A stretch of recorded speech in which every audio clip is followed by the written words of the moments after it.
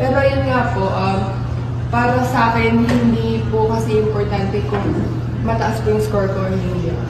Ang iniisip ko po kanina is, gusto ko lang po talaga makatulong sa team. And ayun nga po, kinapos ko, pero babawi naman. Ivy, ano lang naging mindset mo and paano mo tinake yung challenge since marami nga sa mga ate mo yung hindi nakalaro today? Sabi po kasi ni Coach Ed sa amin na yung mga bata po, hindi po pwede magstay na bata lang. Kailangan po namin mag-step up, gano'n.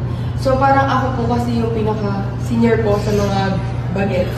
So syempre inisip ko po na hindi pwede na kasama lang ako sa mga bagets. Kailangan po na mag-step up ako, tulungan ko po yung mga ate, tulungan ko po lalo sa Ate Abby, si Ate Kim, kasi wala nga po si Ate Kiana, Ate Don. So sabi ko sa sarili ko talaga na once na naglaro ako ngayon, kailangan isa ako sa mga mag-step up.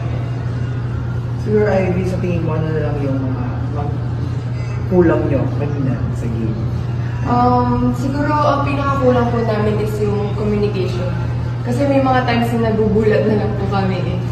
So yun, doon kami siguro nahirapan. Dahil siguro din, kulang kami sa pagsasamahan ng mga ibang bago po.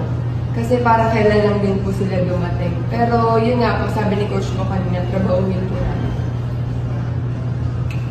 Kumusta yung moral ngayon ng teams at got after nito? Ano na magagawin nyo to recover agad para sa next game against yung sister team na Kakal? Siyempre, malungkot po kami. Pero siyempre, sabi po nung boss po namin na kakastart lang po ng liga, hindi po pwede na mababa agad yung moral namin. Dapat mas eager po kami na makuha ulit yung next game and yung mga susunod po namin games, which is nandito po sa Ate Abby po talaga yung super tinitignan ko po kanina after game kasi sobrang strong niya talaga. So para sa